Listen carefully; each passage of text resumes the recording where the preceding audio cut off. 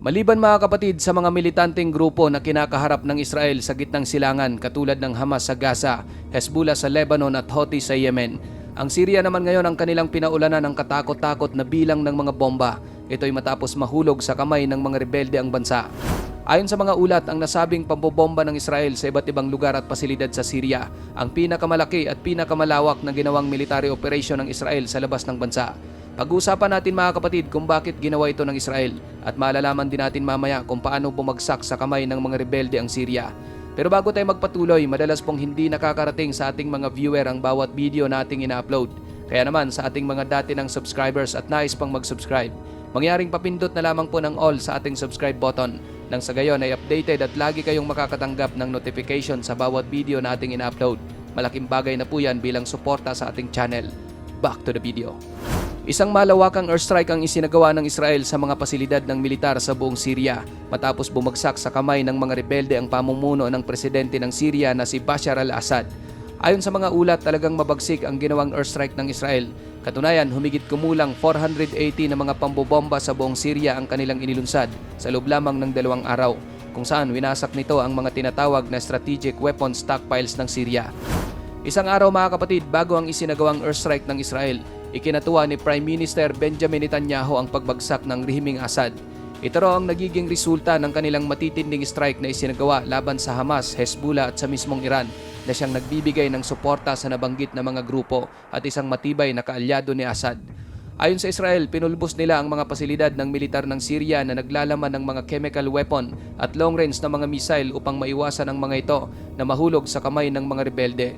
Sa 480 na mga strike na isinagawa ng Israeli Air Force, humigit kumulang 350 sa mga ito ay isinagawa ng mga manned aircraft strike na nagtatarget sa mga paliparan, mga anti-aircraft battery, missile, drones, fighter jets, mga tangke at mga weapon production sites sa Damascus, Homs, Tartus, Latakia at Palmyra.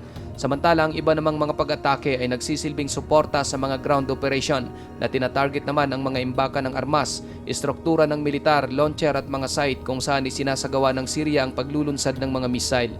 Sinabi rin ng IDF na winasak nila ang 15 mga warship na nasa 2 Syrian naval facility, kabilang ang 12-dosenang C-2C missiles. Hindi na mapakinabangan ang mga barkong pandigma na nasa daungan. Winasak din ng IDF maging ang mga helicopter ng militar ng Syria sa Macy Air Base sa timog kanluran ng Damascus. Maliban sa mga airstrike sa unang pagkakataon sa loob ng 50 years umula noong 1973 October War, idineploy din ng Israel ang kanilang ground troops sa loob at labas ng isang demilitarized buffer zone sa Israel-Syria border. Nasa kontrol na ng IDF ang tuktok ng bundok ng Mount Hermon sa gilid ng border ng Syria. Gayon din ang iba pang mga lokasyon na magiging mahalaga upang mas magiging matatag ang pagkakaroon ng kontrol ng IDF. Ayon kay Benjamin Netanyahu, inutusan niya ang militar ng Israel na okupahin ang mga posisyon na iniwanan ng mga tropa ng Syria sa border upang makatiyak na walang rebelde ang makapasok sa Israel at makapanakit ng mga Israeli. Ngayon mga kapatid, ano ba talaga ang nangyari sa Syria? Paano ito nahulog sa kamay ng mga rebelde? At sino ba ang mga rebeldeng ito na nagpabagsak sa rehimeng Assad? Nito lang Lunes mga kapatid, nagsimulang makakuha ng kontrol sa Syria ang mga rebeldeng tumapos sa pamumuno ni Bashar al-Assad, kung saan kumuha ang mga ito ng mga posisyon sa labas ng mga pampublikong gusali sa Damascus. Sa loob lamang ng 1 linggo, tagumpay na nakuha ng puwersa ng rebelde ang karamihan sa hilagang kanluran ng Syria. Una, nakuha ng mga ito ang Aleppo, ang pinakamalaking lungsod ng Syria. Sinunod nila ang Hama at pagkatapos ang Homs. Noong linggo, pinasok nila ang Damascus, ang kapital ng Syria, kung saan mabilis lamang nila itong nakuha nang hindi na kinakailangang makipaglaban dahil nauna nang tumakas ang mga puwersa ng gobyerno. Dahil dito, talagang ramdam na ni Assad na anumang oras ay tuluyan ang babagsak sa mga rebelde ang kanyang pamamahala. Humingi siya ng tulong kay Russian President Vladimir Putin na siya namang nagbigay sa kanya ng pahintulot na tumakas sa Syria at magpunta sa Russia. Mahigit 1 dekada nang pinipigilan o nakikipaglaban ng puwersa ni Assad sa mga rebelde ng Syria. Ang kanyang pamumuno ay nagkaroon naman ng suportang militar mula sa Iran at Russia.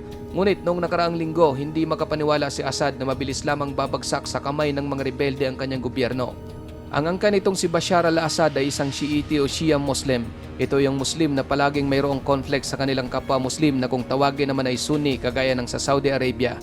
Noong March 2011, binatikos ng mamamayan ng Syria ang pamumuno ni Assad, kung saan nagkaroon ng kaliwat kanang mga protesta sa bansa. Nais ng mamamayan ng Syria na tuldukan na ni Assad ang kanyang tila pagiging diktador Ngunit ang mapayapang protesta ay kanyang tinapatan ng isang bayolenteng pagtaboy gamit ang matinding puwersa ng kanyang mga pulis, militar at paramilitary. Nagresulta ito ng paglala ng kaguluhan at hindi pagkakaunawaan. Dahil doon, nagsimulang bumuo ang mga oposisyon o kontragobyerno ng isang milisya na humantong sa isang malawakang civil war noong 2012. Matindi kapatid ang tunggalian ng rehimeng Assad laban sa mga rebelde. Halimbawa, upang mapawi ang kaguluhan sa Syria, isang brutal na paraan ang naging solusyon ni Assad. Binomba nito ang mga kuta ng kanyang mga kalaban, samantalang ang mga nahuli ay pinahirapan sa loob ng mga bilangguan at ang iba ay talagang walang awang pinaslang. Ngunit noong nakaraang linggo, biglang nakaabante ang puwersa ng mga rebelde. Tinake over ng mga ito ang marami sa mga kilalang bilangguan ng Syria kung saan nakakulong, pinahirapan at pinaslang ang mga political prisoner sa loob ng ilang dekada. Ang pangunahing grupo ng mga rebelde sa likod ng pagpapatalsik kay Assad ay ang Hayat Tahrir al-Sham na pinamunuan ni Abu Muhammad al-Jolani. Nagsimulang mabuo ang grupo nung pumutok ang digmaang sibil ng Syria kung saan layunin ng grupong ito na labanan ang mga puwersang pro-Assad at babagsakin ang mismong gobyerno. Ayon sa pinuno ng grupo, ang kanyang pangunahing layunin ay palayain ang Syria mula sa mapang-aping pamumuno ni Bashar al-Assad. Gayunpaman, itinuturing pa rin ng Amerika at iba pang kanluraning mga bansa ang kanilang grupo bilang terorista dahil sa pagkakasangkot nito sa Islamic State at Al-Qaeda. Si Abu Muhammad al-Jolani, mga kapatid, ay isang 42 taong gulang. Isinilang siya sa Saudi Arabia sa pangalang Ahmed Hussein al-Shara. Ang kanyang mga magulang ay mga Syrian, ngunit napatapon ng mga ito sa Saudi Arabia dahil sa pampulitikang mga dahilan. Noong huling bahagi ng mga 1980, bumalik sa Syria ang pamilya ni Abu Muhammad. Samantalang noong 2003, pumunta siya sa Iraq upang sumali sa ngunit siya'y nakulong ng ilang mga taon sa kulungan ng Amerika sa Iraq. Nang maglaon, nakabalik siya sa Syria at noong sumiklab ang Civil War, doon niya nabuo ang grupong Nusra Front na kalaunan ay naging Hayat Tahrir al-Sham at pinalitan niya rin ang kanyang pangalang Ahmed Hussein al-Shara bilang si Abu Muhammad al-Jolani. Bagaman naging kabilang ang taong ito pero kalaunan tumiwalag din ito at piniling tumutok sa isang organisadong pamamahala sa Syria kung saan itinaguyod ng kanyang grupong Hayat Tahrir al-Sham sa Idlib, Syria, ang isang pamamahala na ginagabayan ng isang konserbatibo at Sunni Islamist na ideolohiya. Ngayon mga kapatid, maliban sa grupo ni Abu Muhammad al-Jolani, marami pang mga grupo at mga bansa ang nakikipaglaban sa Syria. Halimbawa, ang Kurdish Forces na naging pangunahing lokal na kasosyo ng Estados Unidos sa paglaban sa Islamic State sa Syria sa ilalim ng bandila ng Syrian Democratic Forces. Simula nang nagkaroon ng civil war sa Syria, madalas ding naglulunsad ng tinatawag na military intervention sa buong border ng Syria ang Turkey, na ang pinupuntirya naman ay ang puwersang pinamumunuan ng Syrian Kurdish na sinusuportahan ng Amerika. Kinokontrol ngayon ng Turkey ang isang bahagi sa hilagang border ng Syria. Sinusuportahan din ng Turkey ang mga paksyon tulad ng Syrian National Army, isang koalisyon ng mga armadong grupo ng oposisyon ng Syria. Dahil dito, malakas ang bulong-bulungan na maaring nagkaroon ng palihim na pag-aproba ang Turkey sa opensiba na isinagawa ng Hayat Tahrir al-Sham sa gobyerno ni Assad. Maliban sa Turkey mga kapatid, nakikipaglaban din ang Russia sa Syria, kung saan ang Russia naman ang isa sa talagang sumusuporta sa pamumuno ni Bashar al-Assad sa bansa. Nagpapadala ang Russia ng mga puwersa at fighter jet upang kalabanin at bombahin ang puwersang kumakalaban sa gobyerno ni Assad, gaya ng mga rebelding Hayat Tahrir al-Sham. Napanatili ng Russia ang kanilang estratehikong presensya ng militar sa Syria sa pamamagitan ng pagtatalaga ng mga airbase at naval base na siya namang sumusuporta sa puwersa ni Assad sa rehiyon. Ngunit dahil sa digmaan nito sa Ukraine, hindi na nagawang bigyan ng matinding suporta ng Russia ang Syria, kung kaya tuluyan na itong nahulog sa kamay ng mga rebelde. Ang US naman mga kapatid ay mayroon ding minimaintain na nasa humigit kumulang 900 na mga tropa sa Syria. Nakasentro naman ang mga ito sa mga lugar kung saan naroon ang oil drilling area na kontrolado ng sinusuportahan nitong Kurdish sa Hilagang Silangan at sa isang garrison sa Timog Silangan. Noong digmaang sibil sa Syria, ilang beses na nagbago ang papel ng Amerika sa bansa.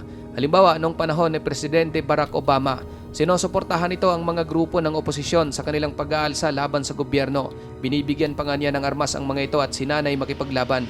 Ngunit nang magsilabasan ng Islamic State noong 2014, nabaling dito ang atensyon ng Amerika kung saan nilabanan nila ang mga ito sa pamamagitan ng mga airstrike at sa tulong ng mga puwersang Kurdish. Matapos mapahina ang Islamic State, nananatili na ang puwersa ng Amerika sa Hilagang Silangan ng Syria upang maiwasan ang muling pagbuo ng grupo. Hanggang noong 2019, pinaalis na ng bagong Pangulong Donald Trump ang marami sa mga tropa ng US. Sa ngayon mga kapatid, matapos tuluyang mahulog sa mga rebelde ang pamumuno sa Syria, malaking hamon ito para sa kanilang pinuno. Haharap ito ngayon sa isang napakahirap na pagpapalawak ng kontrol sa isang bansang may malalim na pagkakahati-hati ng etniko, sekta at relihiyon. Hindi pa rin tiyak kung ano ang magiging kahihinatnan ng bansa. Gayunpaman, ayon sa pinuno ng mga rebelde na si Abu Muhammad al-Jolani, bago pa man inilunsad ng Hayat Tahrir al-Sham ang opensiba, iniisip na ng grupo kung ano ang magiging susunod nilang hakbang. Ang mga pampublikong institusyon ay mananatili umano sa ilalim ng pangangasiwa ng punong ministro ng bansa hanggang sa magkaroon ng panibagong transisyon. Ikaw kapatid, ano ang masasabi mo sa videong ito? Para sa iyong opinyon, i-comment mo na yan sa ating comment section sa ibaba. At kung nagustuhan mo naman ang videong ito, paiwan naman ako ng like at pasubscribe na rin sa ating munting channel. Maraming salamat sa panonood hanggang sa susunod na naman ating upload. Peace out!